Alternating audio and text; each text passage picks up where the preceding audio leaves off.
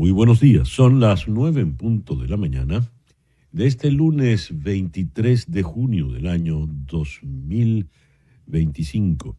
Y en este momento, a las 9 en punto de la mañana de este nuevo día, usted está viendo En Conexión por TVV Network y lo está escuchando por Éxito 107.1 FM en Miami por HD2. Hoy es el día de Santa Agripina de Roma y de San José Cafaso. Mañana será el día de San Juan, lo que quiere decir que esta noche es la larga noche de San Juan. El solsticio ocurrió el fin de semana, pero la noche de San Juan es la noche del solsticio de verano, celebrado en todas las culturas que ha conocido la humanidad en este hemisferio norte del planeta. Esta es la noche de San Juan. Recuerde pedir porque San Juan todo lo tiene, San Juan todo lo da. En el calendario astrológico de Enrico Mariani nos dicen que tenemos para el día de hoy a la luna menguando en Géminis. La luna de Géminis es la luna de la comunicación, la luna para la difusión de las ideas, pero también es la luna de los sofistas, la luna de los que se engañan y la luna de los chismosos. Luna menguante en Géminis y el sol ya lo tenemos en Cáncer desde el pasado viernes. Eso es lo que nos dice el calendario astrológico de Enrico Mariani para el día de hoy, 23 de junio del 2025. El 23 de junio de 1894, en París, se fundó el Comité Olímpico Internacional que preparó las primeras Olimpiadas de la era moderna. El 23 de junio de 1912 nació el gran Alan Turing, el matemático, el científico de la computación, criptógrafo, filósofo. Él es el considerado por todos como el padre de las modernas ciencias de la computación. El 23 de junio de 1914, en Zacatecas, México, Pancho Villa derrota a las fuerzas federales de Victoriano Huerta. El 23 de junio de 1940, Adolfo Hitler entra en la tomada ciudad de París, para llanto de todos los franceses. Y 2 años después, en el mismo marco de la Segunda Guerra Mundial, el 23 de junio de 1942, se llevó a cabo la primera ejecución en cámara de gas de judíos. Esto ocurrió en el terrible campo de concentración de Auschwitz. Entre los cumpleañeros de hoy está cumpliendo 68 años esa gran actriz que es Frances McDormand, ganadora del Oscar. Nuestra compatriota Astrid Carolina Herrera está cumpliendo 62 años. Ella sí la puedo decir porque las Misses, todo el mundo le sabe la edad, aunque ya no, en su momento no les importaba, pero ahora sí. Ella fue Miss Mundo en 1984, cuando Luis Herrera Campins era presidente. Hoy está cumpliendo 53 años Zinedine Zidane. Y el 23 de junio del 2016 se dio esa fecha aciaga, se celebró el referéndum en el Reino Unido, sobre si permanecían o no en la Unión Europea, y con un resultado de 51,9% a favor de la salida, se coronó el Brexit, del cual los británicos siguen arrepintiéndose hasta el día de hoy. El programa que tenemos preparado para este lunes 23 de junio. Lo vamos a iniciar en Madrid con Jorge Gómez. Él es experto en temas de inteligencia, es oficial retirado de la Armada Española, asesor de contrainteligencia. No, él no está en Madrid, está en la ciudad de Toledo. Con él vamos a analizar el tema de la guerra en Irán, pero sobre todo las posibilidades reales de represalia, de retaliación que tiene Irán en este momento. ¿Cuáles serían esos escenarios? Luego vamos a analizar, sí está en Madrid, con el profesor Luis Rodrigo de Castro, el contexto geopolítico en el Medio Oriente, una vez que se ha producido pues ya la guerra entre Irán y Estados Unidos. Y en Ciudad de México, con la destacada internacionalista Brenda Estefan, vamos a analizar ya el contexto mundial, global, planetario, de lo que ha supuesto este ataque del pasado sábado, en la hora local, de Irán, de Estados Unidos a Irán. En Montevideo vamos a conversar con el profesor Washington Abdala, quien fue embajador del Uruguay ante la OEA. Con él vamos a tocar un tema interesante y es las relaciones que ha tenido Irán con América Latina y puntualmente con Venezuela, que es su máximo aliado. Se dice la contribución de Venezuela en el enriquecimiento de uranio, la fabricación de drones, eventual, se supone que se estarían fabricando en Venezuela. El foro de hoy, la xenofobia. Esto lo vamos a abordar desde dos puntos de vista. La xenofobia como tal, y para ello vamos a contar con un investigador experto en estos temas, como lo es Guillermo Flores Borda. Él está en Chicago. Y desde el punto de vista personal, individual, de qué manera afecta ser víctima de xenofobia, cómo se corrige esto. Y si es usted el xenófobo, pues entonces, ¿qué hacer con usted? Esto lo vamos a abordar con la doctora Edith Shiro, psicóloga clínica aquí en la ciudad de Miami. Luego, en Ciudad de México vamos a conversar con el doctor Miguel Ángel Santos, economista, decano de la Escuela de Gobierno del Tecnológico de Monterrey. Con él vamos a tocar el bochornoso caso de Venezuela. Vuelve a quedar en el peor lugar en el ranking de competitividad mundial. ¿Qué representa eso? ¿Qué es la economía venezolana hoy por hoy? Y vamos a cerrar en Caracas con Francisco Rondón, el fundador de la pizarra del DT. Con él vamos a analizar el panorama de la Copa Mundial de Clubes de la FIFA que se está desarrollando aquí en los Estados Unidos y donde el Inter de Miami pues va con muy buenas probabilidades. Ese el programa que te hemos preparado para el día de hoy. Y a las 9:07 de la mañana vamos entonces con las noticias más importantes de este 23 de junio. Bombas estadounidenses impactaron 3 instalaciones nucleares iraníes en Natanz, Isfahan y Fordow, ubicadas en el interior de una montaña. Esto ocurrió el pasado sábado 21. Todos los misiles impactaron entre las 18:40 y 19:05, hora del este, en Estados Unidos. El jefe del Estado Mayor Conjunto, John Kane, declaró en rueda de prensa ayer por la mañana que Estados Unidos lanzó 75 armas guiadas durante su ataque contra Irán. Esto incluyó 14 bombas antibúnkeres de 13.600 kilos, el primer uso operativo de esta arma, y 2 docenas de misiles de crucero Tomahawk lanzados desde un submarino. El general Kane calificó la operación, que incluyó el uso de 125 aviones, como la mayor operación de bombarderos B-2 de la historia.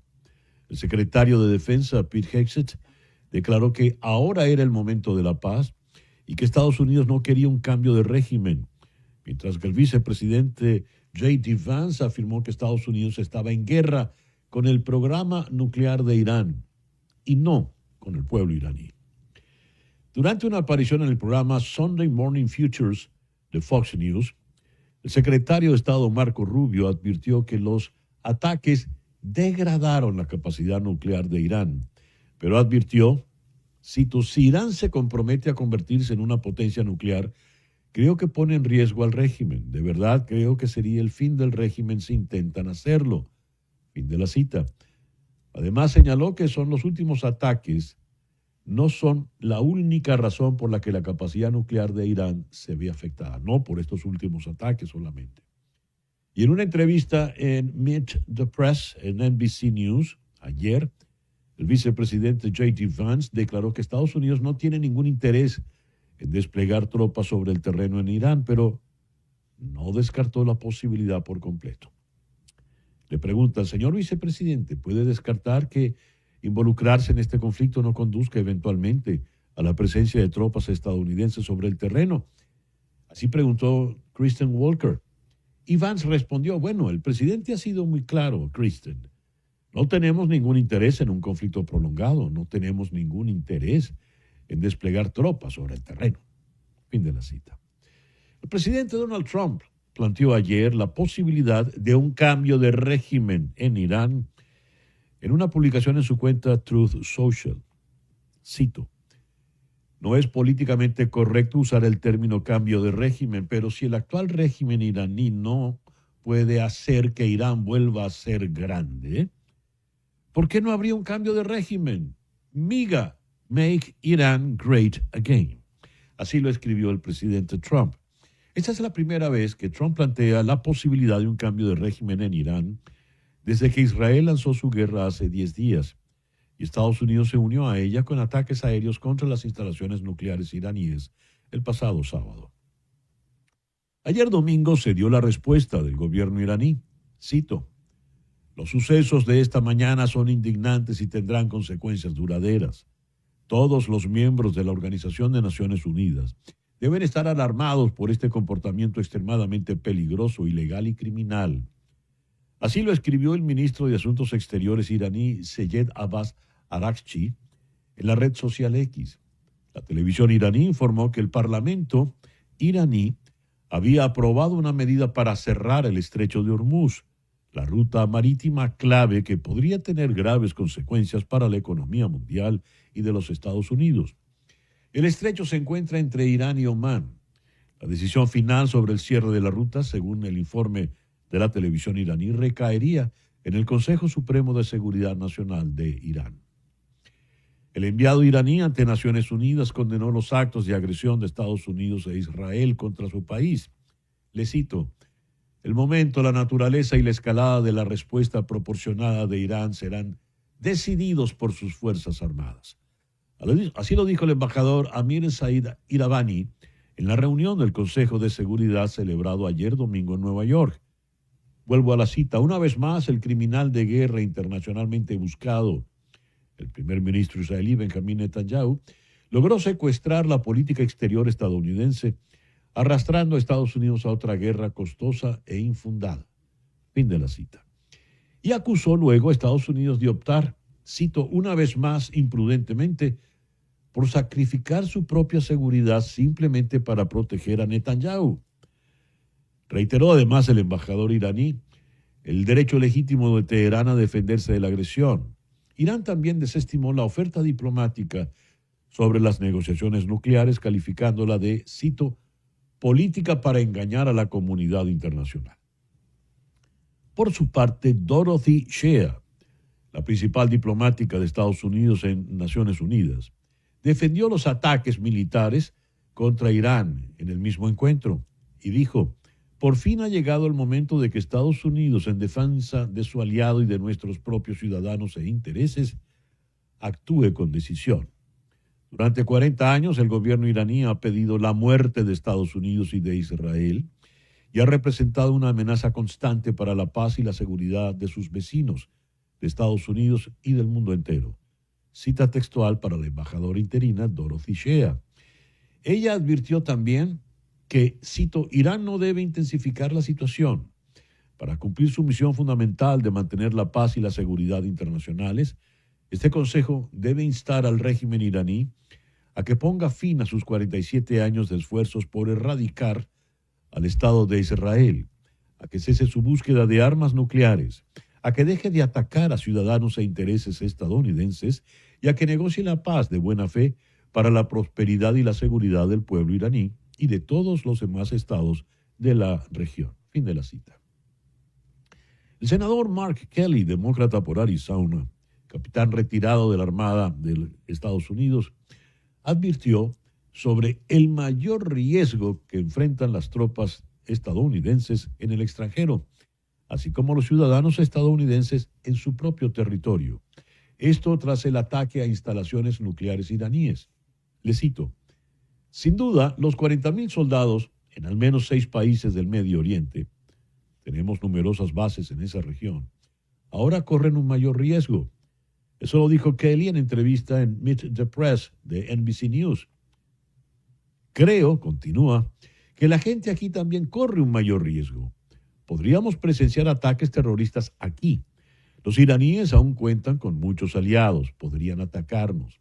El factor de escalada de esta acción es significativo. Fin de la cita. El gobierno venezolano de Nicolás Maduro condenó a través de un comunicado el bombardeo del ejército de los Estados Unidos contra instalaciones nucleares de Irán. en medio del conflicto entre la República Islámica e Israel. Cito: Venezuela condena de manera firme y categórica el bombardeo ejecutado por el ejército de Estados Unidos a solicitud del Estado de Israel contra instalaciones nucleares de la República Islámica de Irán, incluyendo los complejos de Fordow, Natanz e Isfahan. Así dice el texto difundido por el canal de Telegram del canciller venezolano Iván Gil. Dijo: el ataque constituye un acto de agresión ilegal, injustificable y extremadamente peligroso que viola flagrantemente la Carta de Naciones Unidas, el derecho internacional y los principios elementales de respeto a la soberanía de los pueblos. Fin de la cita. Un juez de Tennessee ordenó ayer domingo la liberación de Kilmar Ábrego García, mientras éste espera un juicio federal por tráfico de personas, pero no se prevé que quede en libertad.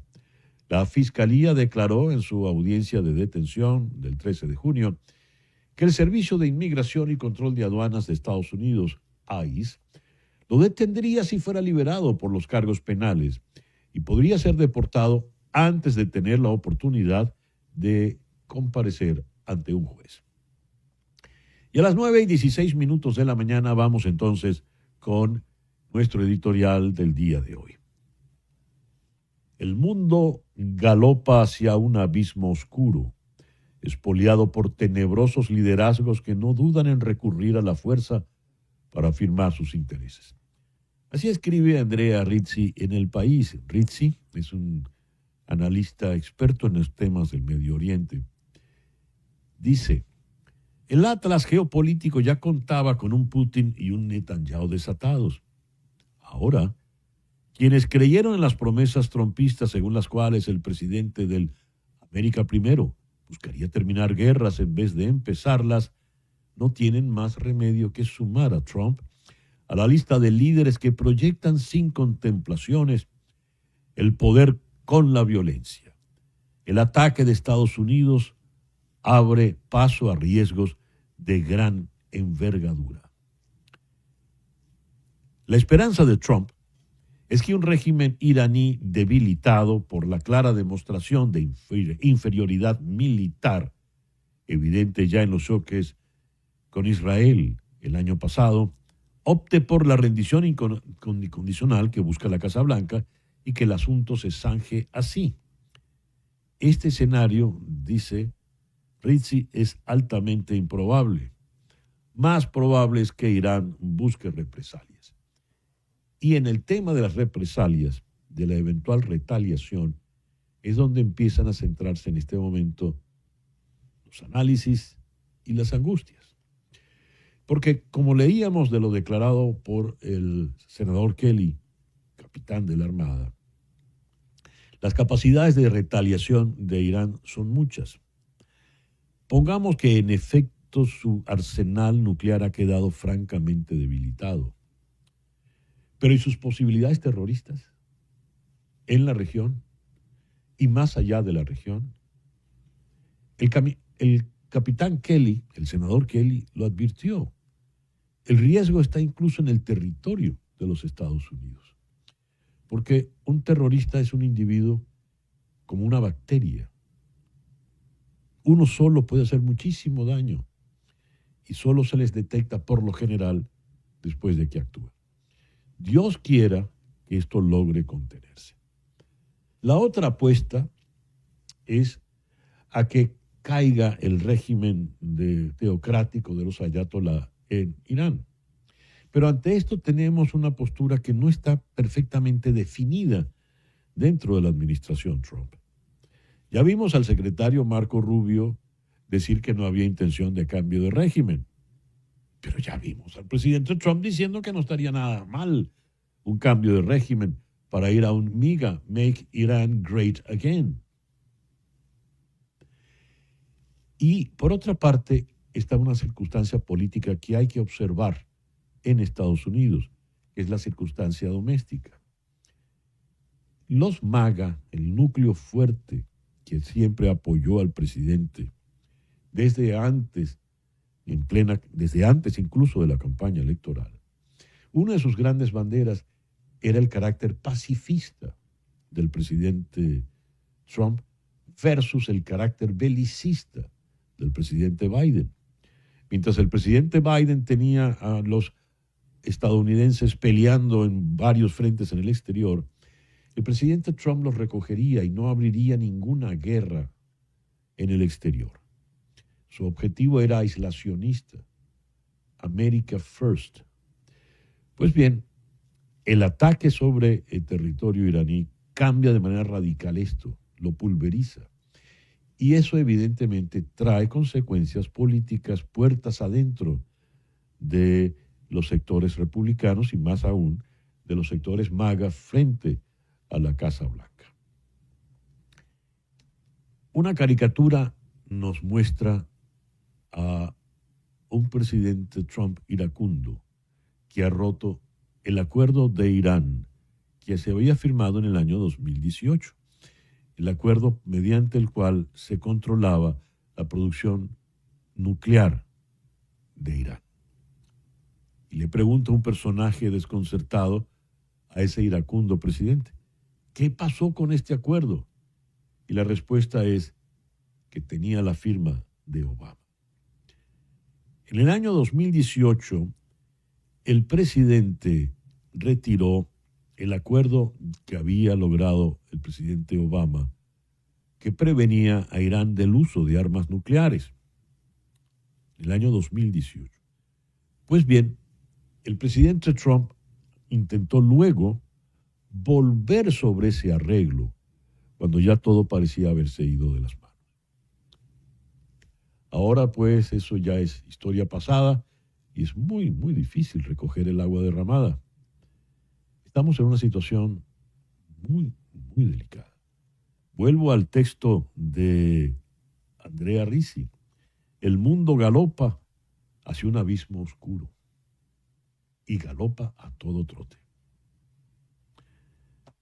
Dios nos proteja, ¿eh? Dios nos proteja. Son las 9:22 de la mañana. Hacemos una pequeña pausa y ya regresamos con nuestra primera entrevista del día de hoy.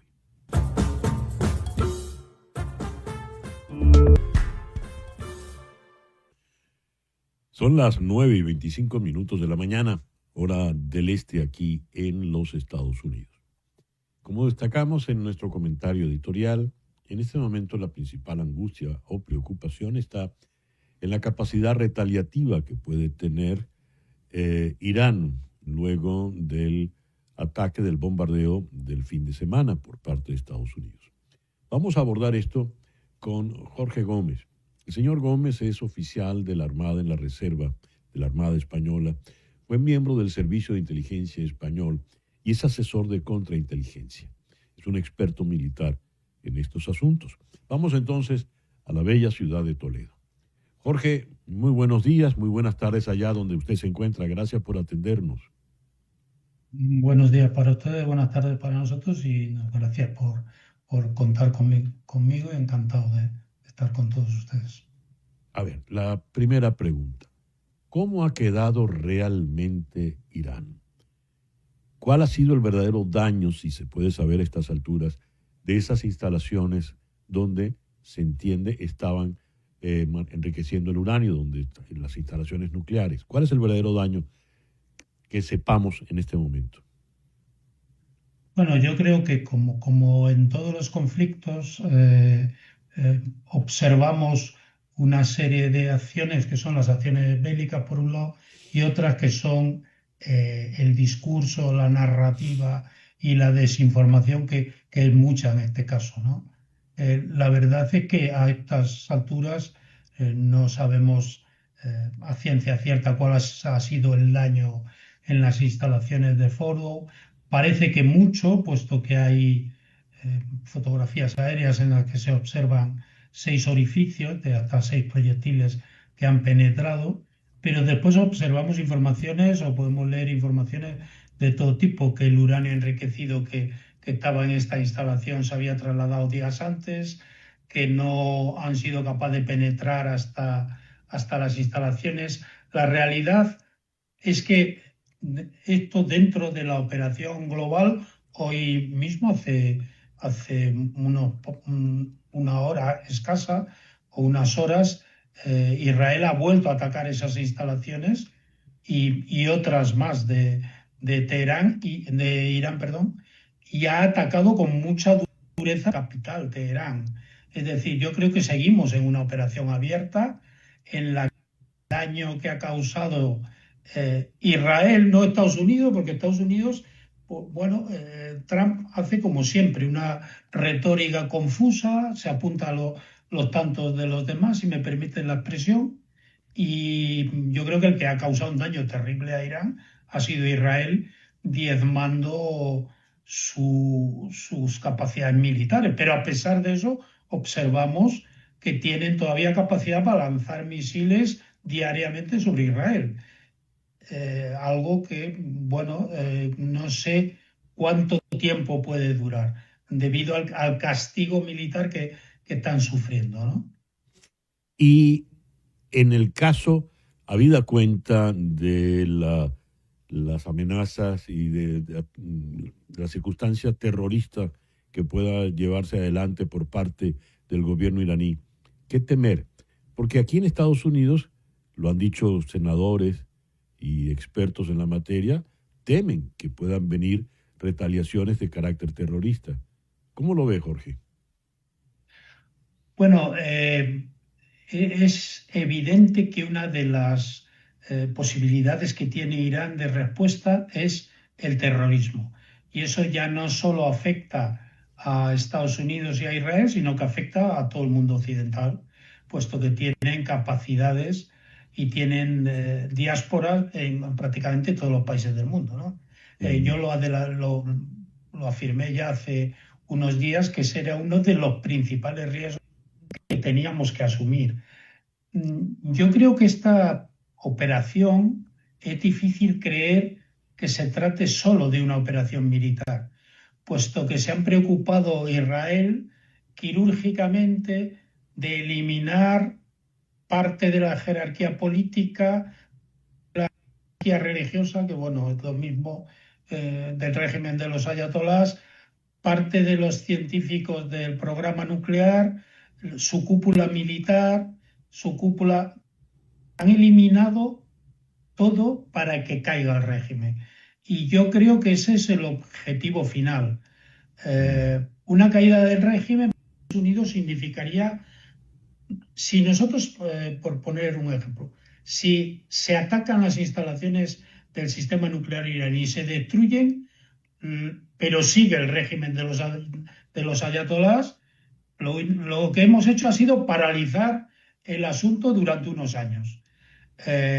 Si lo que se consigue es hacer caer el régimen y llega a un régimen que no sea un régimen teocrático como el de los ayatolás, un régimen más pro-occidental, habrían evitado el problema durante quizás muchos años o para siempre. Por tanto, el objetivo debería ser ese. Y creo que la conjunción de operaciones militares y de inteligencia tan serias, tan exactas, van dirigidas hacia ese objetivo. Otra cosa es que en ese camino nos encontremos con sorpresas que no esperamos. Por Y nos ejemplo, las estábamos hablando del terrorismo, por ejemplo, ya. atentados terroristas, que antes de que el régimen teocrático caiga, arremeta con el terrorismo en cualquier lugar. Y eso es un riesgo que corremos. Las bases norteamericanas en la zona están todas bajo alerta ya.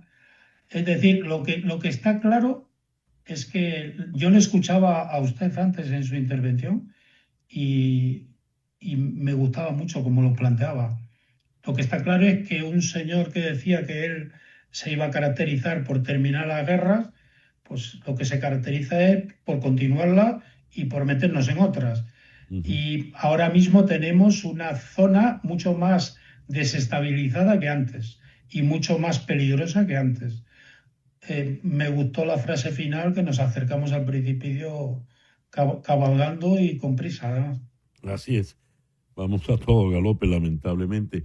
Para finalizar, Jorge, a ver, la capacidad militar iraní, más allá de la circunstancia nuclear, ¿cuál es? porque han lanzado cualquier cantidad de misiles. Se estima que son muy buenos haciendo drones. Los drones que usa Putin en la guerra de Ucrania son de fabricación iraní. ¿Qué nos puede decir de eso? ¿Cuál es la verdadera capacidad militar de Irán más allá del hecho nuclear? Bueno, un Irán nuclear, y esto sería uno de los motivos claros de esta intervención, un Irán nuclear no es solo un enemigo para Israel, es un enemigo para el mundo sunita también, para Arabia Saudí y la mayoría del mundo musulmán. Por tanto, yo vislumbro que algunos de ellos estarán aplaudiendo esta intervención. El poder militar de Irán es mucho y además ha repartido armamento y ha apoyado económicamente, no lo olvidemos, a Hamas, a Hezbollah, a los Houthis, a muchos de los grupos terroristas que operan en el mundo. Militarmente, evidentemente, no se puede oponer al poder militar de Estados Unidos o de Israel, que es mucho más que el de Irán. Pero sí hay facetas, como usted marcaba, como son la fabricación de drones y de misiles propios. No olvidemos que están lanzando misiles de fabricación propia. No se los ha comprado a ningún otro país.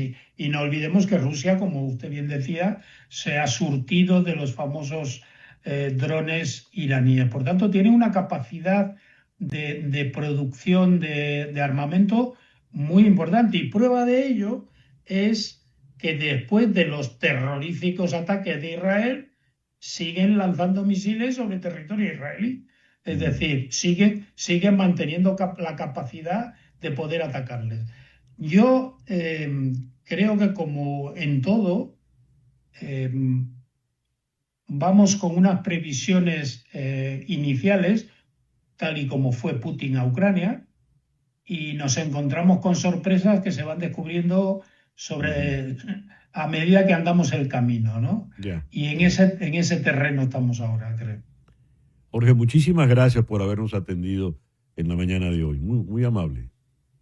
Muchas gracias a ustedes por contar conmigo y esperemos que Dios nos alumbre y no provoquemos algo que no debería de volver a ocurrir.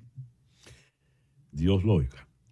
Jorge Gómez es oficial de la Armada en reserva, experto en temas de inteligencia y contrainteligencia. Son las 9:36 de la mañana. Veamos. Paulina Tuchschneider es una joven israelí nacida en Polonia en 1987 y recién ha publicado, traducida ya al castellano, su primera novela, La Soldada, donde ella narra las penurias por las que pasa durante el servicio militar obligatorio que como ciudadana israelí tiene que prestar. Nos cuenta cómo era el ambiente en las barracas subterráneas donde tenían que enfrentar el entrenamiento y los eventuales ataques de los palestinos. Leo lo siguiente: una vez que hubo ataques, entre nosotros había personas realmente preocupadas por sus familias que eran blanco de misiles. No era mi caso, mi madre vivía en Tel Aviv y estaba bien. Mientras hablábamos, había personas escondidas en húmedos refugios antibombas que no se habían ventilado en años, y en lo único que pensaba esta soldada que tenía que protegerlas era en cuándo podría cambiarse de ropa interior. Eso era lo importante para ella, y se sentía tan desgraciada que no había manera de hacerla razonar. A mí todo esto, refiriéndose al servicio militar, me parece una mierda. ¿Para qué?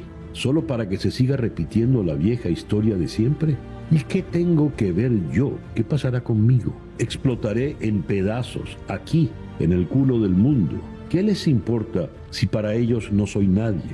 Al fin y al cabo, ¿quién es esa chica? Todavía no he hecho nada, apenas me he iniciado en el vodka y la música pop, no he hecho excursiones por esas tierras lejanas donde la gente nos odia, no he ido a la universidad, no he adoptado a ningún perro, ni tampoco me he endeudado. Lo único que he hecho es explotarme los granos.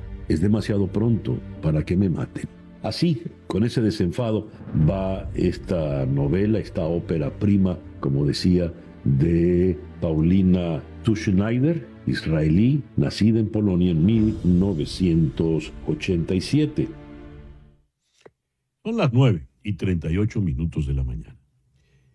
Vamos ahora a observar el panorama regional. ¿Cómo queda la región luego del bombardeo estadounidense en Irán el fin de semana?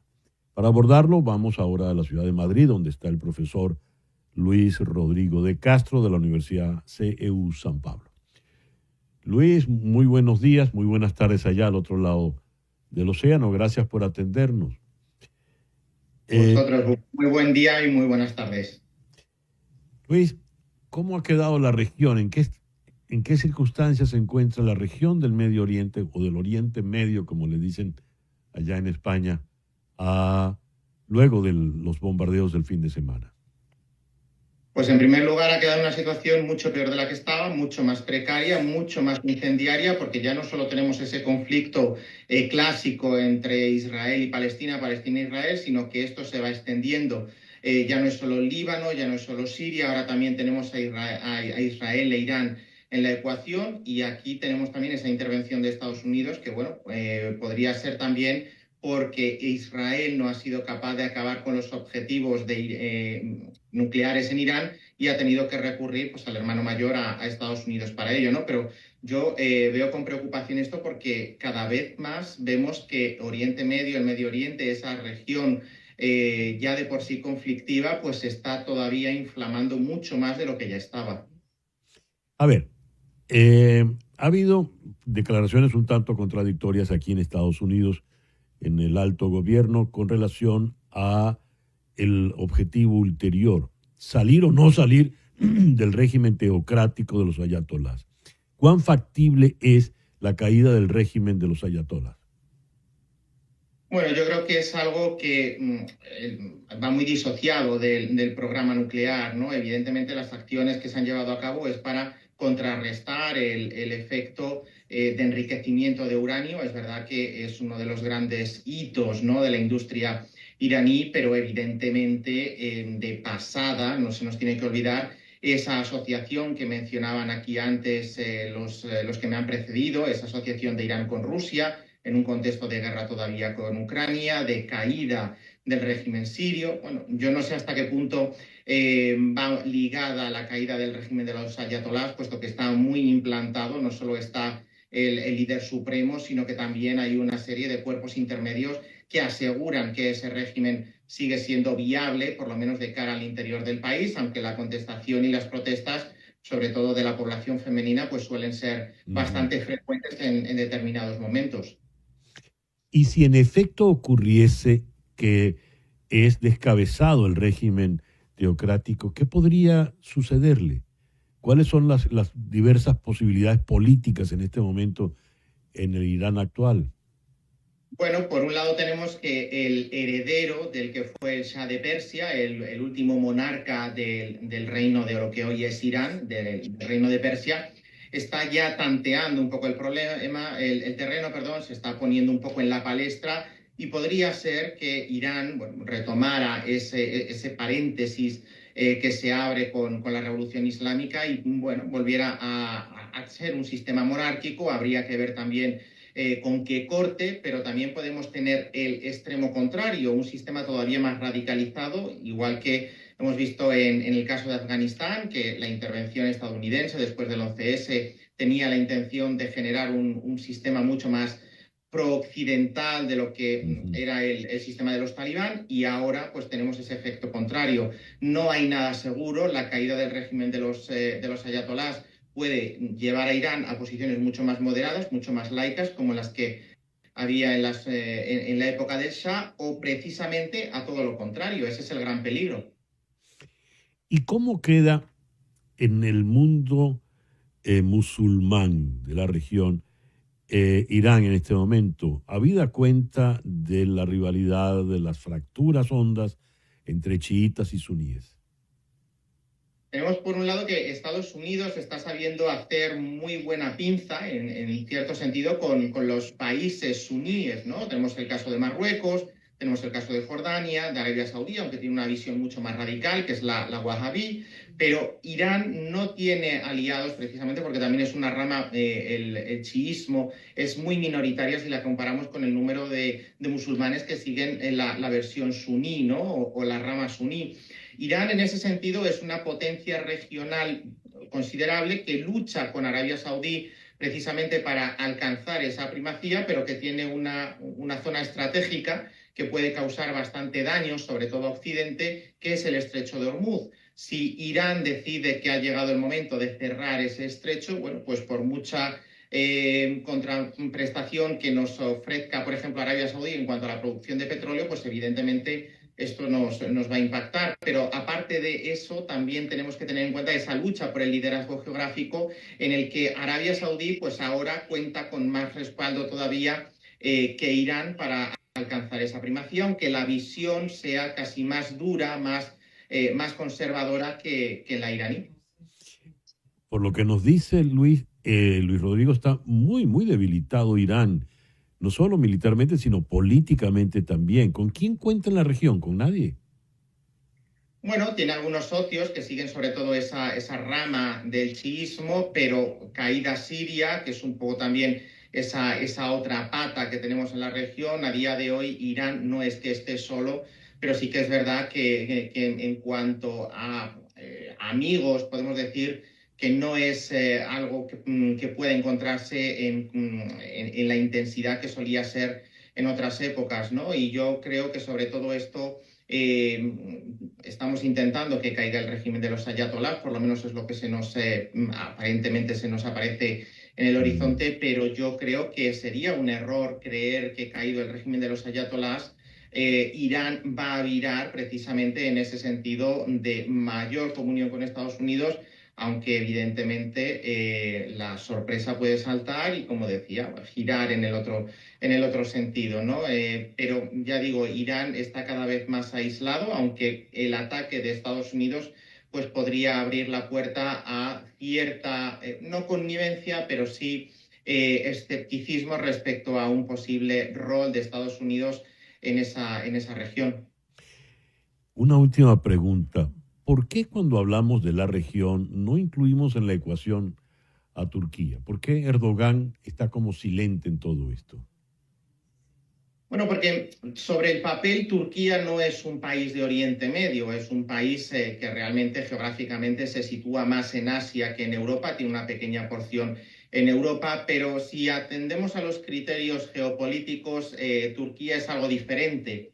Es un país musulmán, es cierto, es un país que está intentando reconstruir lo que en otro momento fue el califato, que era el liderazgo de los musulmanes, sobre todo hace 100 años hasta la caída del califato, del Imperio Otomano y la llegada de la República Laica de Ataturk, pero también es miembro de la OTAN, en teoría también está aspirando a ser miembro de la Unión Europea, aunque lleva 20 años negociando la adhesión y la tiene congelada desde hace casi 10, pero Turquía está más enfocada en jugar precisamente ese liderazgo regional, sobre todo en Siria, en conexión con los pueblos túrquicos, como por ejemplo Azerbaiyán, como pueden ser las repúblicas de Asia Central, y está viendo un poco con escepticismo o un poco desde la barrera, como solemos decir, qué sucede en Irán, porque bastantes problemas podemos ver que tiene en la gestión con esa frontera siria, que es un elemento de inestabilidad y que conecta con un problema que Turquía juzga de especial sensibilidad para lo que es la integridad territorial, y es el problema kurdo. Yeah. En Irán también hay kurdos, pero digamos que no es el mayor de los quebraderos de cabeza ahora mismo para Erdogan. Erdogan tiene también contestación interna, tiene una situación política bastante complicada, sobre todo en cuanto a la democratización de Turquía, que ha ido para atrás en los últimos 20 años. Luis Rodrigo, muchísimas gracias por atendernos en el programa de hoy. A vosotros, un placer como siempre. Luis Rodrigo de Castro es profesor de Relaciones Internacionales en la Universidad CEU San Pablo, en Madrid. Una pausa y ya regresamos en Conexión.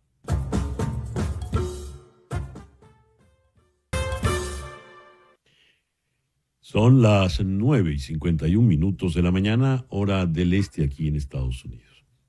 El Papa León XIV ha lanzado un urgente llamado a la comunidad internacional para que se ponga fin a los conflictos en el Medio Oriente. Su preocupación fundamental está en Irán, Israel y Palestina, porque no ha dejado de ocuparse de Gaza. Esto ayer en su saludo del Ángelus. El llamamiento es a la paz, que el grito de la humanidad no sea sofocado por las armas, clamó el Papa. Se suceden noticias alarmantes desde el Medio Oriente, especialmente desde Irán. Por su parte, el secretario general de Naciones Unidas, Antonio Guterres, ha insistido: la única solución es la paz. Pues bien, hemos analizado hasta ahora el aspecto militar del conflicto, luego el aspecto regional del conflicto. Vamos ahora a abordar el aspecto global, planetario del conflicto. Para ello vamos a Ciudad de México, donde está la destacada internacionalista Brenda Esther. Brenda, muy buenos días. Muchísimas gracias por atendernos en la mañana de hoy. Muy buenos días, César Miguel. Gracias por la invitación a tu programa. Brenda, ¿cómo es el mundo después de los bombardeos de Estados Unidos en Irán este fin de semana? Pues mira, no podríamos decir que es algo que se viera totalmente imposible, porque esta aversión al programa nuclear iraní por parte de Israel y Estados Unidos viene de décadas atrás, pero en efecto le da un giro importante al Medio Oriente. De alguna forma, Benjamín Netanyahu sale con un triunfo, sobre todo por haber logrado convencer a Donald Trump de involucrar directamente a Estados Unidos en esta guerra, porque si no hubiese sido el caso, pues definitivamente Israel no habría logrado llegar pues como ya se ha insistido, a las instalaciones en profundidad, como es el caso de Fordo, donde se tiene el uranio enriquecido. Creo que aunque vemos distante el conflicto en Ucrania, por ejemplo, en realidad estas guerras están separadas en geografía, pero no en geopolítica. Estamos ante un mundo... Ajá. Sí, por favor, continúa.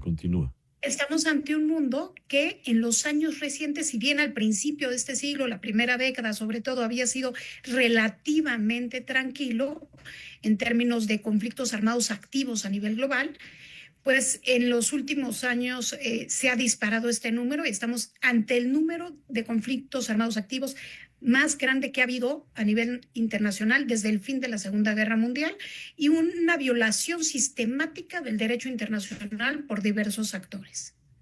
¿Qué viene ahora, Brenda? El agua está derramada y es muy difícil recogerla, pero ¿qué viene ahora? Sí, el tema es que, como con muchas guerras, una acción que podría haber parecido en un inicio algo dirigido, después ya nadie puede apagar las llamas.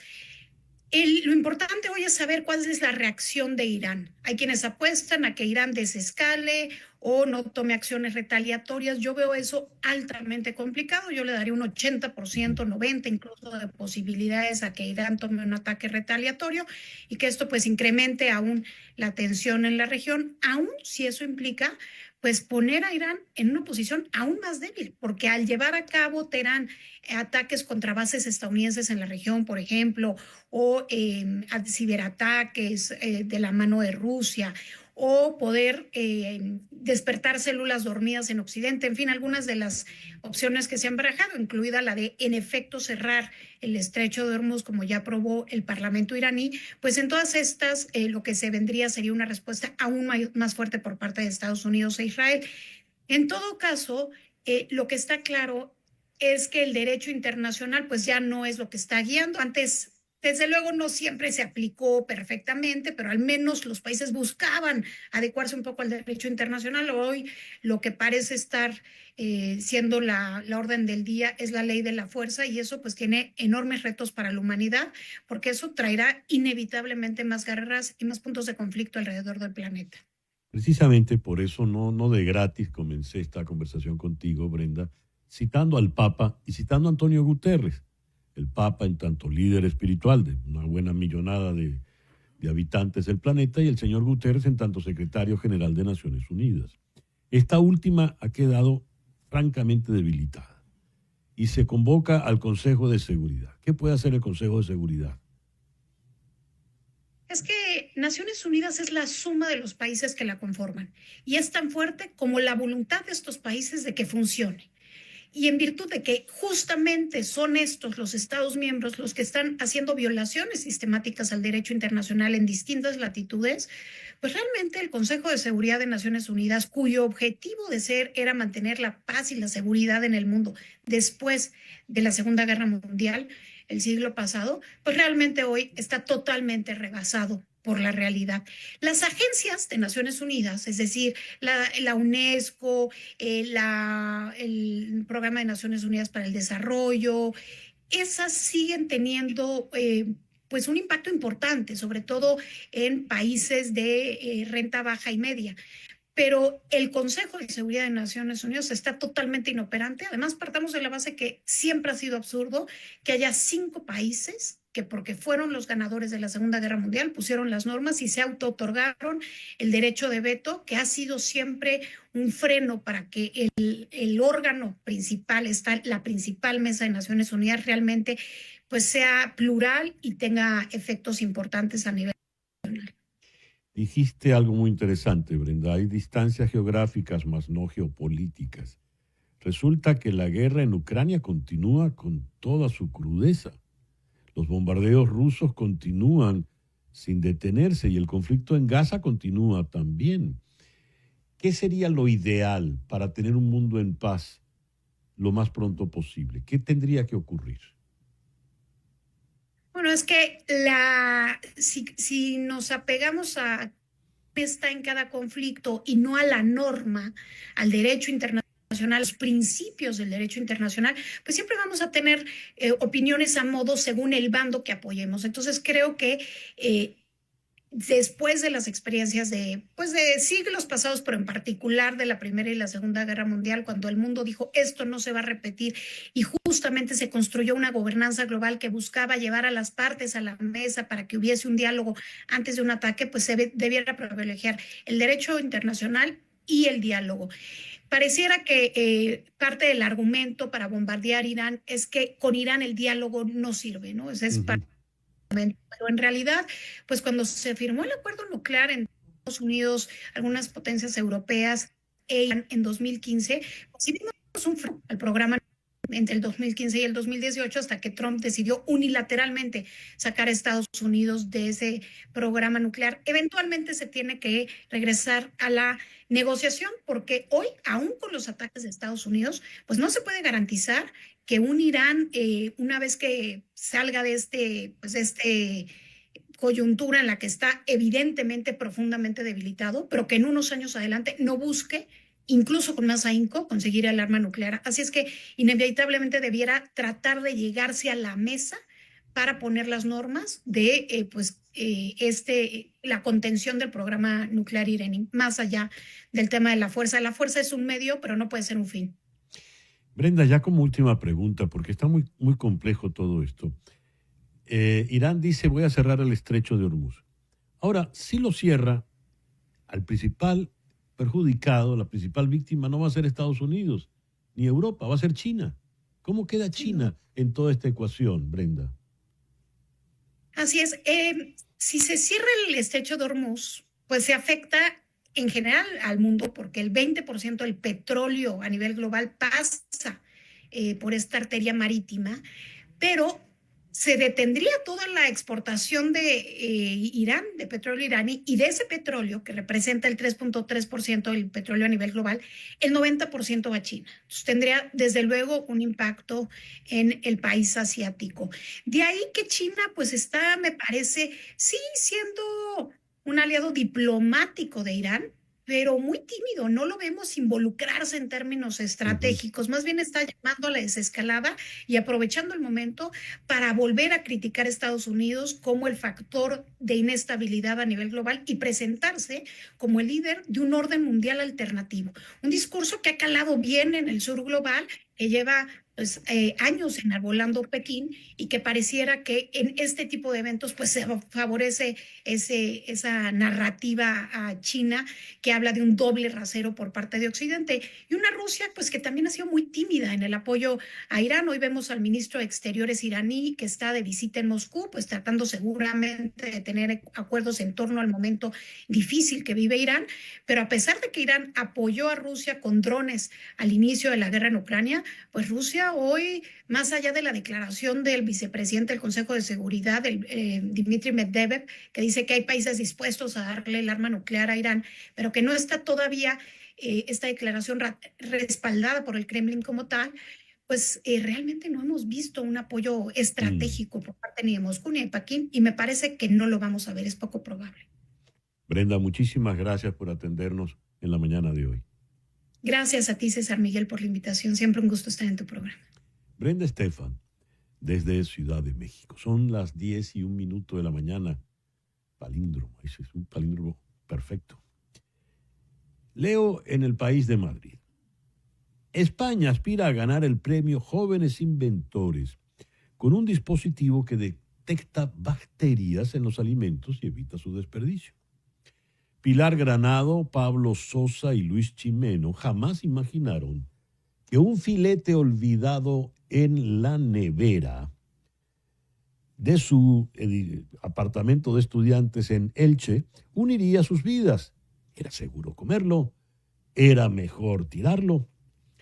Años después, aquella anécdota se convertiría en la semilla de un invento que les ha llevado hasta Islandia, como una de las jóvenes promesas que aspiran este año a ganar el Young Inventors Prize 2025.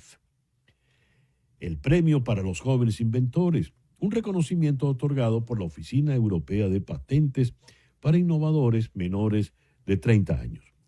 El dispositivo es un biosensor en forma de etiqueta inteligente que permite a los proveedores y a los consumidores comprobar la frescura de los alimentos perecederos en tiempo real.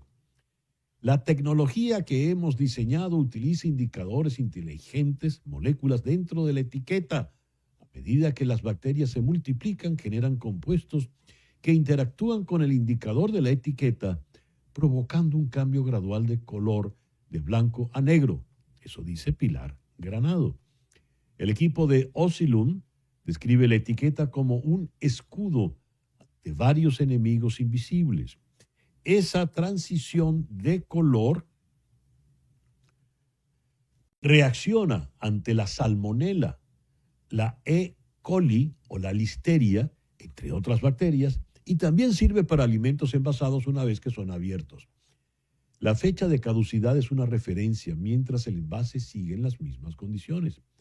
Pero una vez que es abierto el envase, todo su entorno microbiológico cambia. La etiqueta es biodegradable y busca reducir las emisiones, las enfermedades provocadas por intoxicaciones alimentarias y también, muy importante, el desperdicio de comida.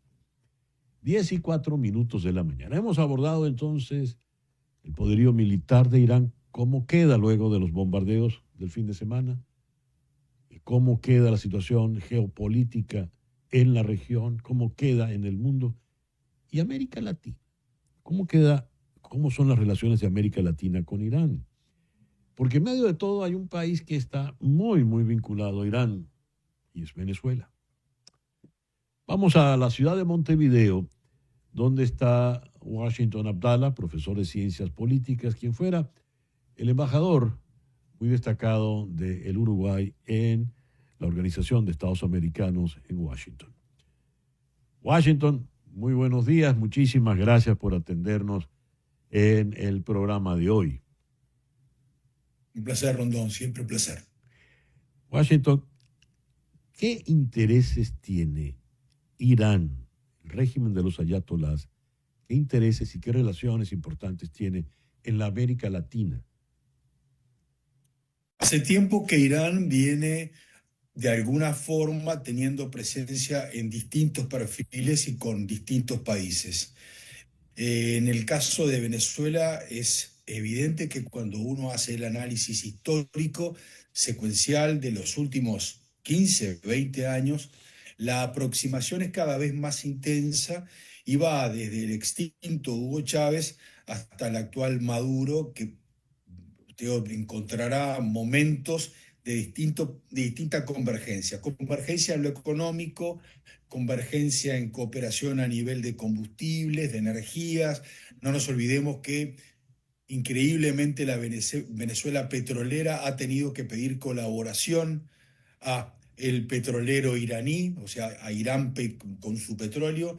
Hay en Venezuela una cadena gigantesca de supermercados que es financiada directamente por los iraníes y hay una presencia iraní mucho más compleja en un territorio de inteligencia y de una carrera armamentística y con vinculaciones muy delicadas que sí está asentado obviamente en Venezuela y que se va irradiando a buena parte del continente. No hay que olvidarse, por otra parte hago otra footnote, no hay que olvidarse el protagonismo de Venezuela en las tragedias que padeció Argentina con el terrorismo islámico financiado directamente por Irán. Eso es un dato de Irán muy aleccionador. Es clara el asunto. ¿Y cómo queda esa relación ahora en medio de este conflicto mundial con los bombardeos y la exposición de iraní? Lo digo porque, por ejemplo, en el 2008, Israel la acusaba que Venezuela le proveía uranio a Irán para el enriquecimiento y esas relaciones han continuado. María Corina Machado también ha hecho declaraciones severas en este sentido últimamente. ¿Qué nos dice Washington? María Corina está diciendo la verdad. Esa relación ha pasado de ser un noviazgo a una relación casi de carácter incestuoso, con una intensidad mortal. El primero que sale a declarar afinidad con Irán en medio del conflicto con Israel es Nicolás Maduro. Los vínculos son estrechos, la cooperación en materia de todo lo que se le pueda proveer a Irán, instrumentos, materia. El dato del uranio es un dato delicadísimo. Todos sabemos que el enriquecimiento de uranio ha sido la variable, el vector central por el cual este conflicto se ha detonado justamente en Irán.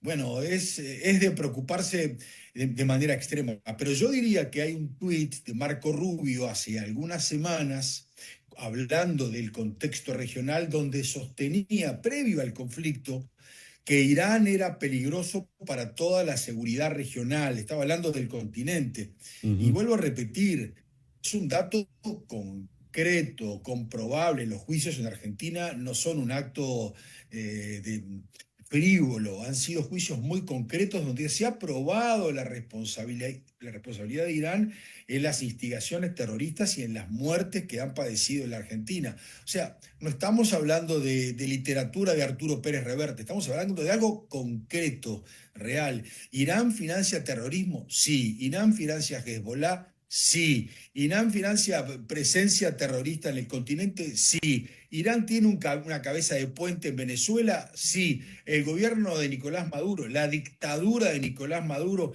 está afín a tener más entendimientos con Irán? Sí. ¿Es un peligro esto para el continente? Sí. ¿Es un peligro para Estados Unidos? Sí. Es claro el asunto. Va a haber que tomar cartas, va a haber que razonarlo y va a haber que pensar mucho, porque Irán no va a detenerse y la metodología de Irán es en el territorio de los actos terroristas. Y eso es lo que hacen, comillas, especialmente bien, muy bien, extraordinariamente bien para desgracia de todos nosotros. Y ese es un dato para tenerlo en cuenta, Rondón, porque va a estar en la mesa seguramente de ahora en adelante. Como última pregunta, embajador, a ver, el régimen iraní, algunos dicen puede caer vistas las circunstancias. ¿De qué manera impactaría eso en la dictadura venezolana, en el régimen venezolano? Es una hipótesis. Ayer el presidente Trump conjeturó al respecto. Es difícil saber qué es lo que va a pasar allí, porque es una autocracia que tiene 46 años, violadora de todos los derechos, afectando derechos de mujeres, de personas con distintas opciones sexuales. Es un dato objetivo. Algo se ha liberalizado en los últimos tiempos, pero más por el flujo de la realidad. Es difícil saber. A ver, si usted me pide a mí la opinión, ojalá cayera el régimen autocrático iraní, porque es bueno para el mundo y es bueno para los 90 millones de individuos que viven en Irán. Probablemente eso sea malo para Venezuela, porque pierde un socio.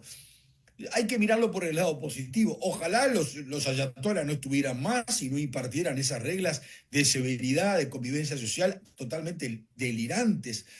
Perdería un socio Irán, perdería un socio Venezuela. Eso es lo que quizás posiblemente se podría pensar. Tampoco está claro si cae el régimen iraní, qué es lo que sobreviene. En alguna oportunidad hemos visto que luego no necesariamente vienen cosas mejores. Lo que está claro es que la gente que vive hoy en Irán la está pasando muy mal y que el 70-80%, si fueran por ellos, situación parecida a la que viven los venezolanos. O sea, las inmensas mayorías de poblaciones están en otra sintonía. Esa es la realidad. Washington, muchísimas gracias por estos minutos en la mañana de hoy. Como siempre, un placer, Juan Carlos. Muchísimas gracias. Washington Abdala es profesor de Ciencias Políticas en Montevideo y fue el embajador del Uruguay en la OEA. Nos habló desde Montevideo. El reloj indica 10 y 11 minutos de la mañana.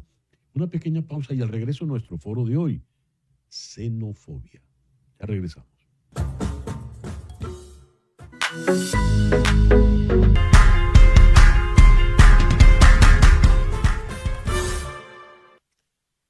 Son las 10 y 15 minutos de la mañana.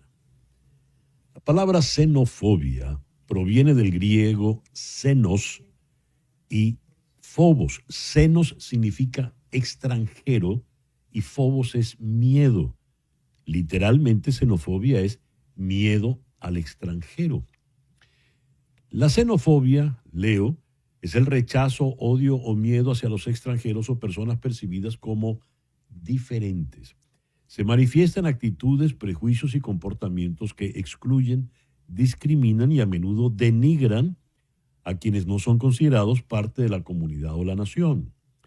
La xenofobia puede basarse en factores como la nacionalidad, la cultura, la raza o el origen étnico. Y aquí viene el detalle que nos interesa particularmente para el foro de hoy. La xenofobia suele analizarse desde la psicología social como un fenómeno colectivo, pero también debe ser comprendida y enfrentada desde una dimensión individual. ¿Cómo puede una persona migrante mantener su estabilidad emocional y llevar una vida lo más normal posible cuando el entorno la señala y la discrimina?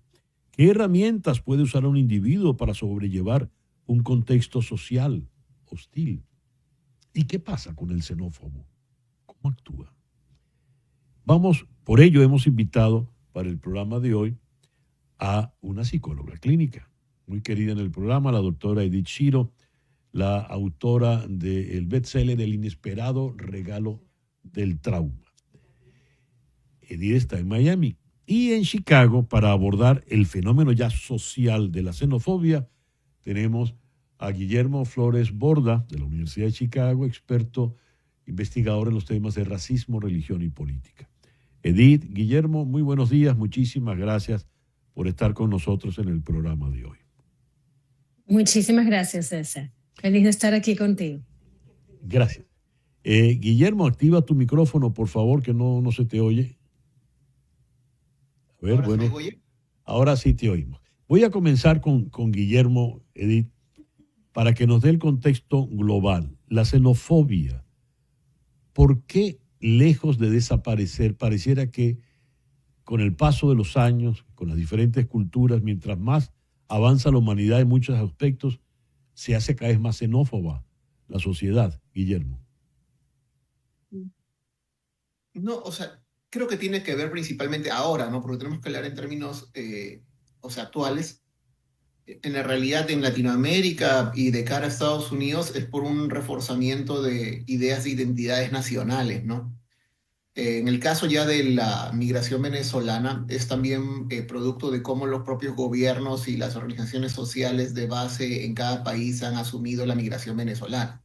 O sea, ¿a qué me refiero? Por ejemplo, cuando van, no sé si hemos notado que, por ejemplo, muchos gobiernos, por ejemplo, Perú, durante la llegada de las segundas oleadas de venezolanos a partir del 2014, empezaron a tener normas para darles permisos que no eran los comunes para todos los migrantes, sino permisos especiales a venezolanos, hacer redadas específicamente respecto de identificación, de identidad de venezolanos, también cierre de fronteras específicos hacia venezolanos. Entonces eso va generando una percepción de, como diríamos, otherness o otredad, ¿no? La idea de que ese venezolano no solamente es distinto, sino que también es otro y es alguien que es peligroso o culturalmente no deseable, ¿no? Y eso no solo se ha dado en Perú, no ha ocurrido también en países como Chile, que es el caso que probablemente vamos a conversar ahora, en Colombia también, ¿no? En Argentina, entonces, y también hay otro problema que ha habido, en el caso de la comunidad venezolana ha habido dos migraciones, ¿no? O dos oleadas principales, ¿no? Una antes del 2014 y la posterior del 2014 hasta ahora, ¿no? Cuando las condiciones económicas y sociales ya empeoraron aún más, ¿no? En Venezuela. Y eso ha generado que, por ejemplo, las personas que migraron al principio, en la oleada previa al 2014, que eran personas de clase media, clase alta, ellos mismos traten de asimilarse en las comunidades de los lugares a los que han llegado, y cuando llega la segunda oleada, ellos mismos tratan de hacer una división entre el propio venezolano, ¿no? Entre qué es un venezolano deseable y no deseable. Pues eso, o sea, lo que quiero dar a entender es que la xenofobia, o sea, existió casi toda la historia, ¿no? Pero la razón por la que le estamos viendo hoy día en términos de la comunidad venezolana tiene que ver principalmente por dos factores, ¿no? Uno, cómo los gobiernos han reaccionado, y dos, bueno, tres, ¿no? Otro, cómo la comunidad en ese país receptor ha reaccionado, y la tercera es cómo la primera parte el primer sector de la primera oleada ha tratado también de reaccionar hacia la oleada posterior al 2014, ¿no? Sí. Y si vamos al plano ahora individual, ¿cómo enfrentamos la xenofobia? Le pregunto a la doctora Edith Shiro.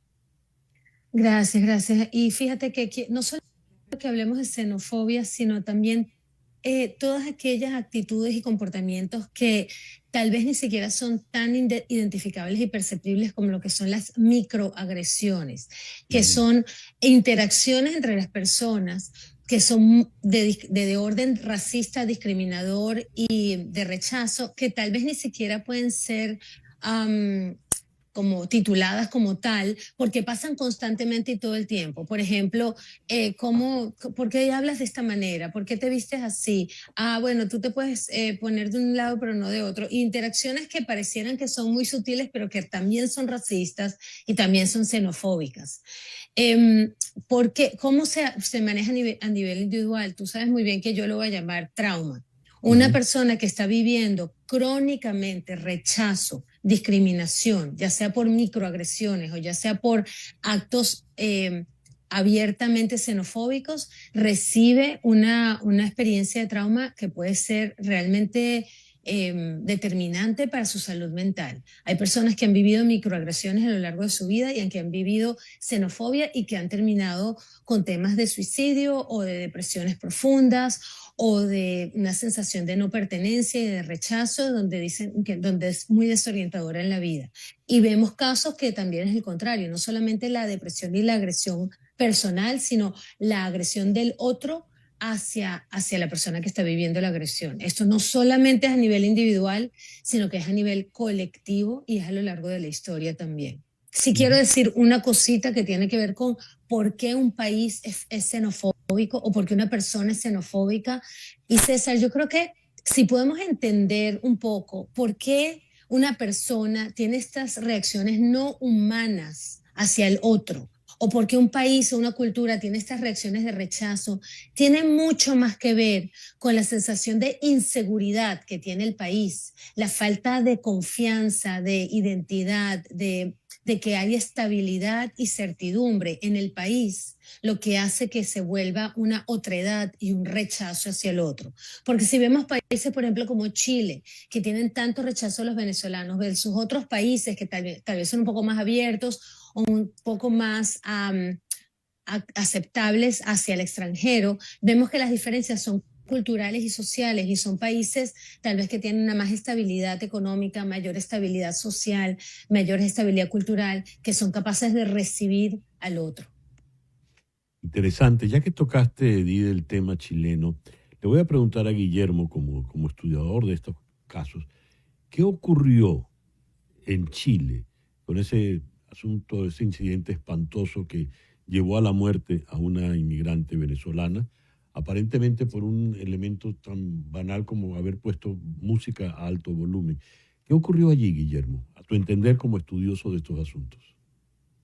Lo que entendemos, o sea, lo que sabemos hasta ahora es que una ciudadana llamada J.D. Garnica, una ciudadana venezolana, fue asesinada de un disparo de escopeta por un vecino de esa misma comunidad chileno, ¿no? Y ella era parte de una familia, de una familia venezolana y el barrio parece que era principalmente chileno, le habían requerido de bajar la música, al parecer sí la bajaron, pero aún así una gresca y luego posteriormente esa persona le disparó, ¿no? Con una escopeta que al parecer, según las autoridades, es una escopeta de caza, ¿no?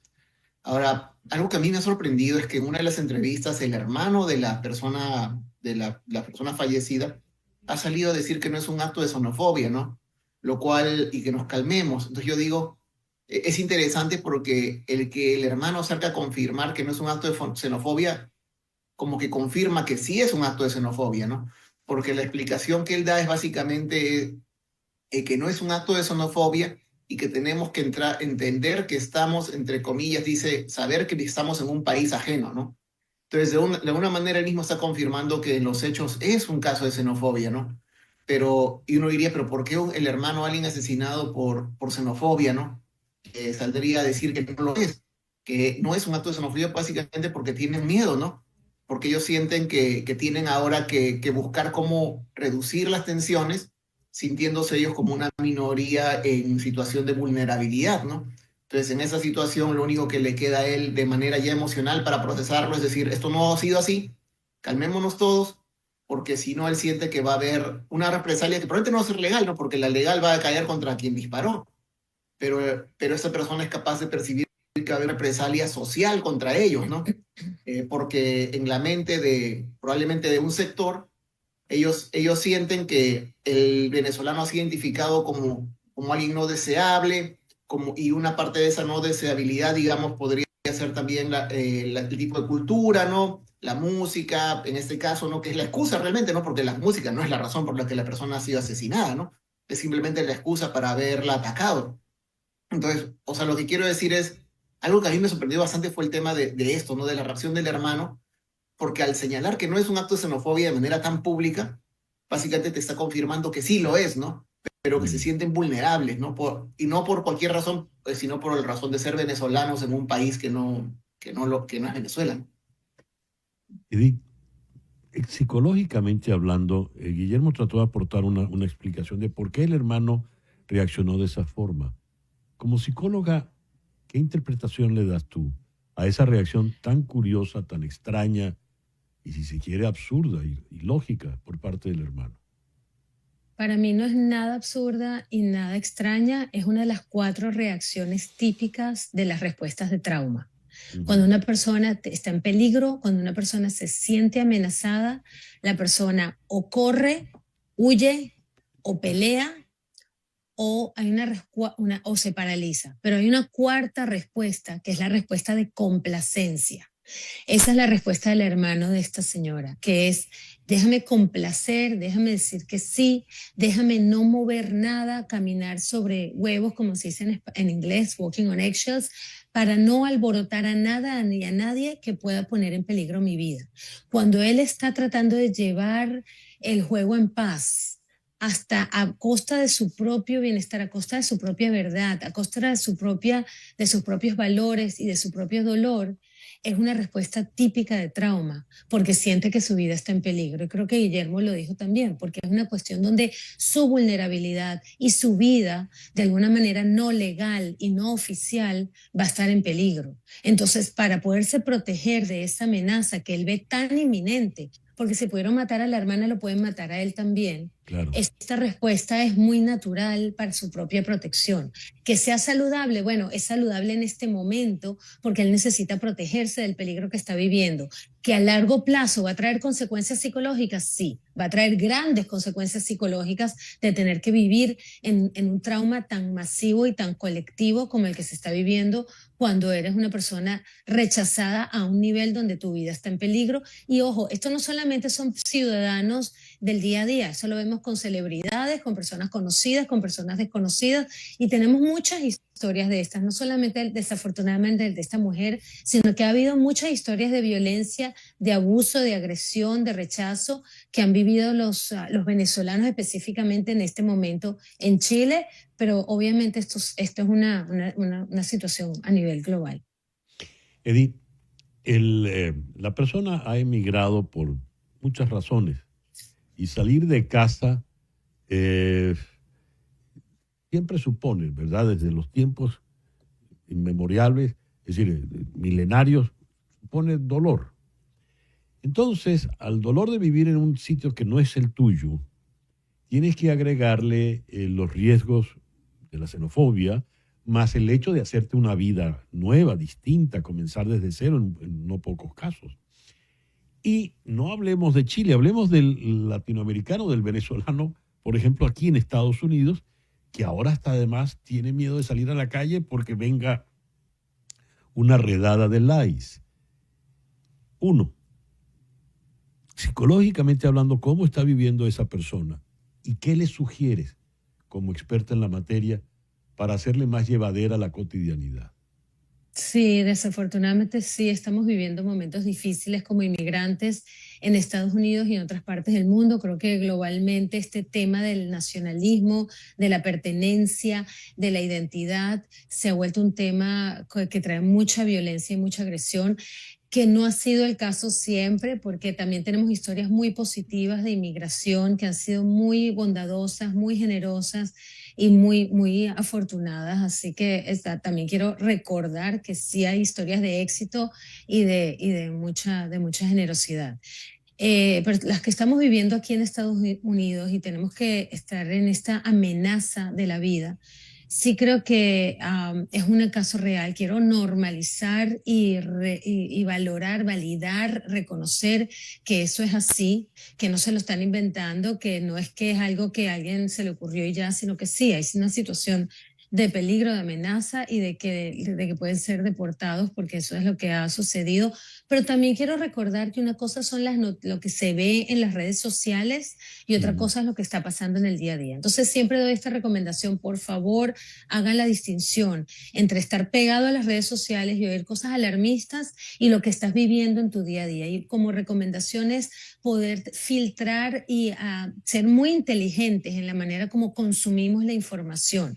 La otra cosa es hablar con tu familia, con tus amigos, con tus vecinos y con organizaciones que apoyan a nuestros inmigrantes acá en Estados Unidos para estar bien informados, para tener un plan claro y seguro de lo que quieres hacer y para saber que sí hay opciones reales y necesarias que pueden ayudarte a manejar esta situación mejor. Y lo tercero es saber que no estás solo. Porque esto no solo te está pasando a ti, sino que le está pasando a muchas otras personas, para los que nos están oyendo. Saber que esto es algo donde muchas personas estamos en esto, donde hay mucho apoyo, donde hay muchas maneras de saber cómo manejarlo y que hay buenas opciones para poder navegar esta situación y enfrentar esta situación que estamos viviendo los inmigrantes en este momento. Y ojalá que podamos buscar buenas soluciones y que esto lleve a una tranquilidad y una paz a la que se pueda vivir aquí en Estados Unidos, como ha sido en el pasado y como en el pasado también Estados Unidos ha sido muy generoso con los inmigrantes. Ojalá que esto pase y que vuelva a una normalidad mucho más en paz y en calma. Dios te oiga, Edith. Sí. Lamentablemente perdimos el contacto con Guillermo Flores Borda en Chicago, pero el tiempo se nos ha acabado. Edith, te agradezco inmensamente tu participación siempre tan lúcida y tan importante acá en nuestros foros. Muchas gracias. Gracias. Saludos y abrazos siempre, César.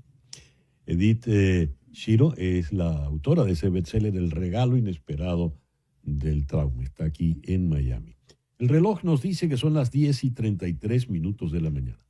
Vamos a hacer una pausa y al regreso, Venezuela ha vuelto a quedar como el peor país del mundo en materia de competitividad. ¿Qué significa eso? Ya regresamos.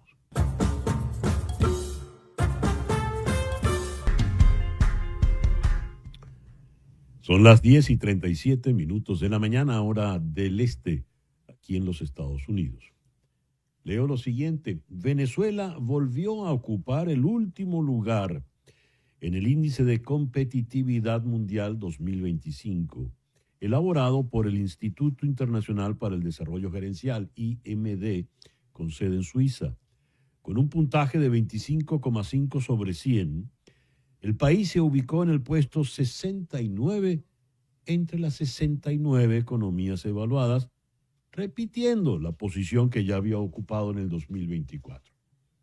Repetimos, ¿qué significa esto?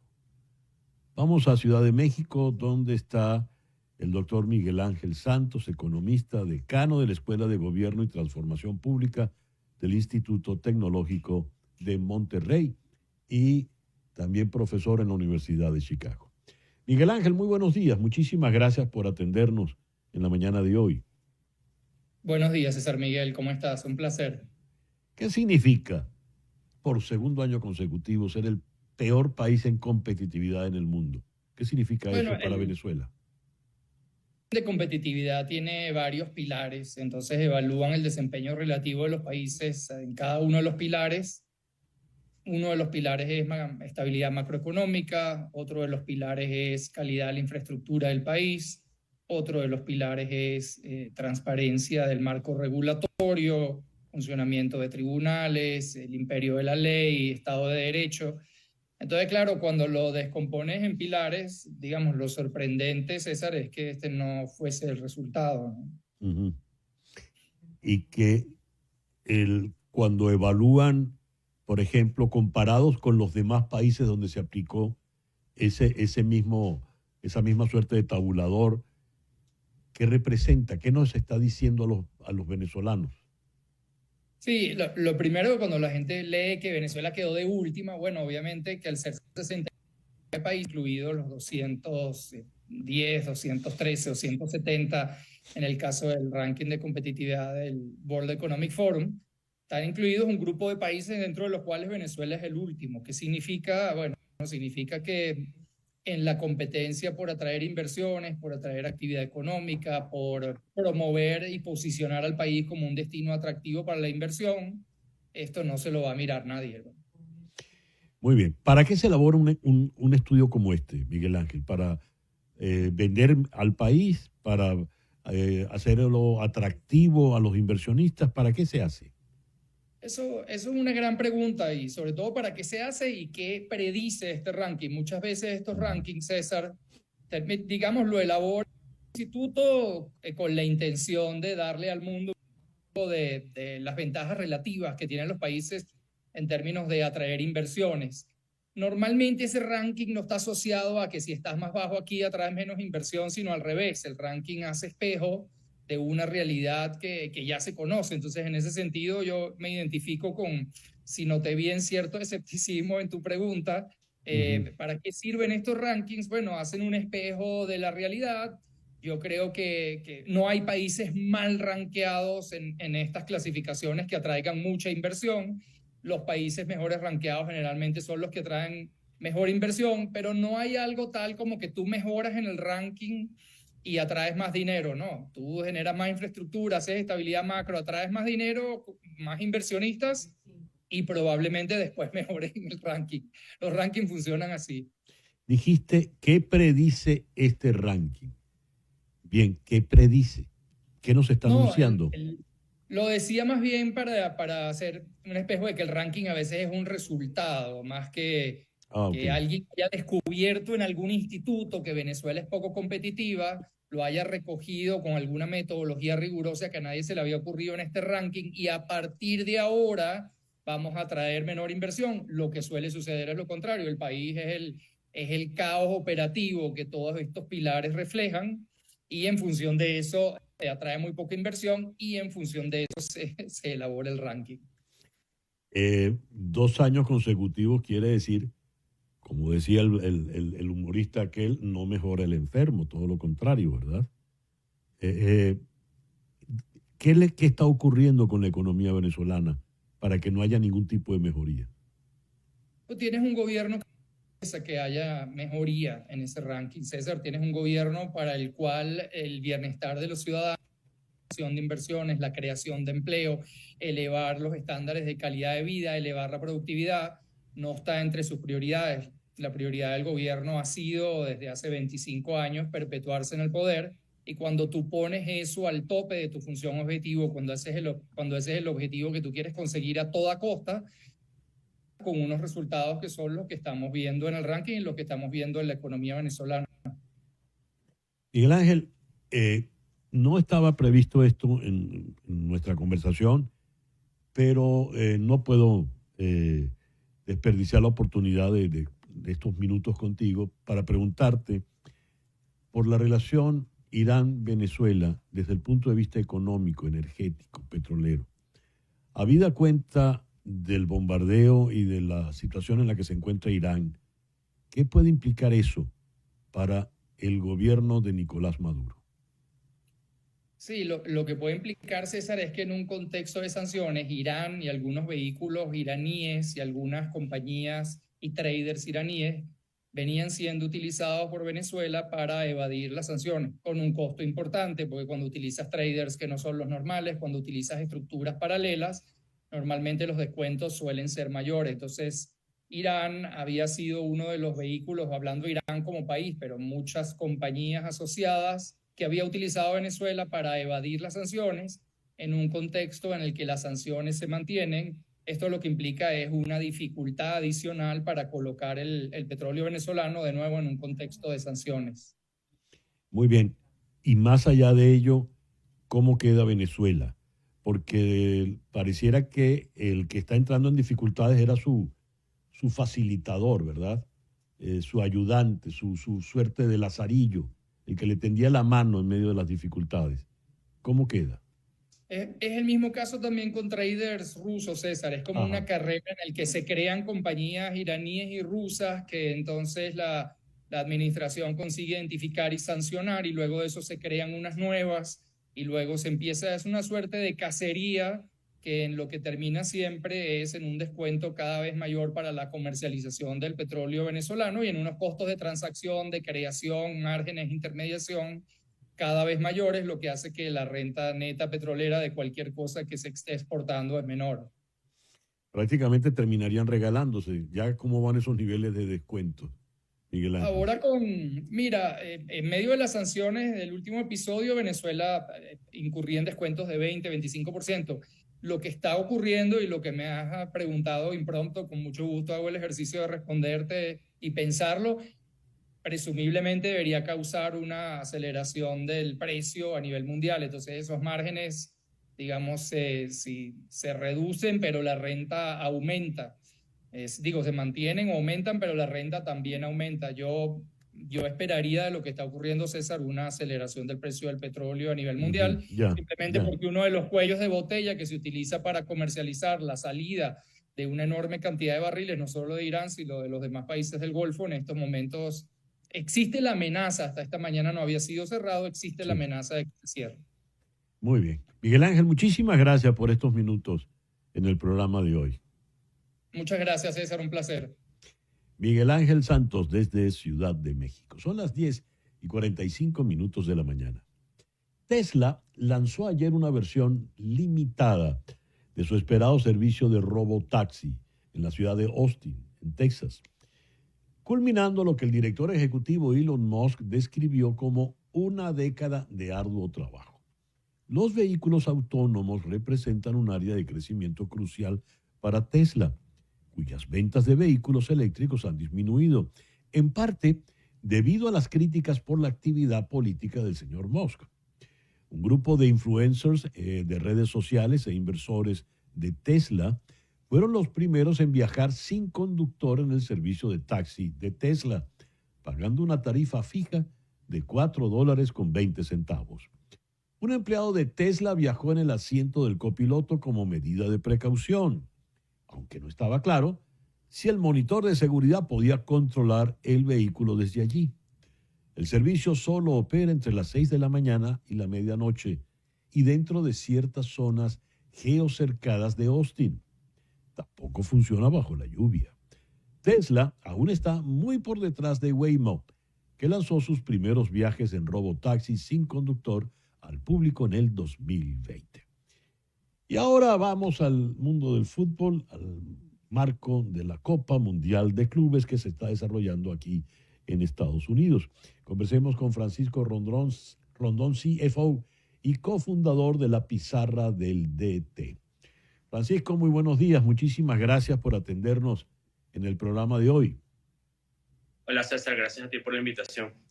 ¿Cómo va el Campeonato Mundial de Clubes? Bueno, ha sido un experimento, en mi opinión, bastante acertado de parte de la FIFA.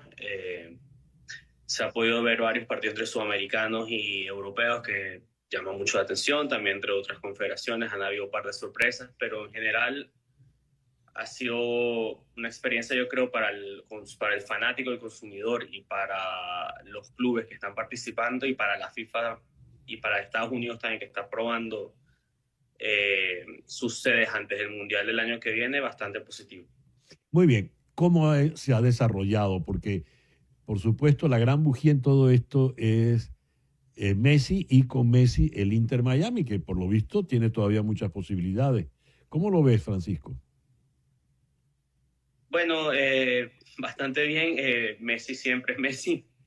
Siempre tiene una sorpresa. El último partido contra el Porto, bueno, volvió a sacar lo que es los destellos que le quedan de fútbol. Pero bueno, en tema de Messi siempre ha sido un atractivo comercial para la FIFA. El primer Mundial de Clubes tenía que estar, y bueno, ya el Mundial del año que viene será su último Mundial y donde también estará. Y bueno, todo el hecho de que sea en Estados Unidos y él esté en Miami también beneficia mucho el tema de mercadeo en tema de este Mundial, en torno al Mundial. Y hablando ya puntualmente de los equipos con posibilidades de llegar hasta el final, ¿qué le resta de calendario a la Copa Mundial de Clubes? ¿Y qué puede ocurrir? Bueno, hoy empieza la última jornada de grupos. Los partidos van a ser en simultáneo en cada grupo. Se van a definir las llaves. Ya a partir del sábado podemos ver partidos interesantes.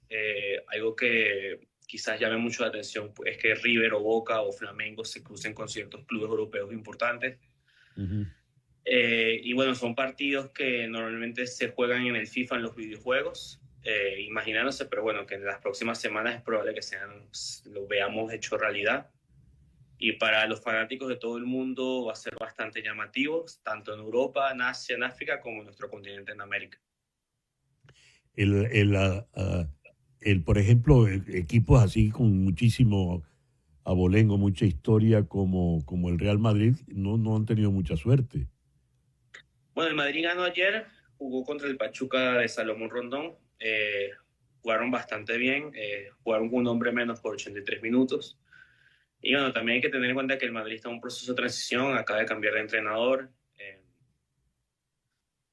Pero bueno, juegan el fin de esta semana contra un equipo europeo, y si pasan a octavos jugarían con otro equipo europeo, o sea, el Manchester City y la Juventus.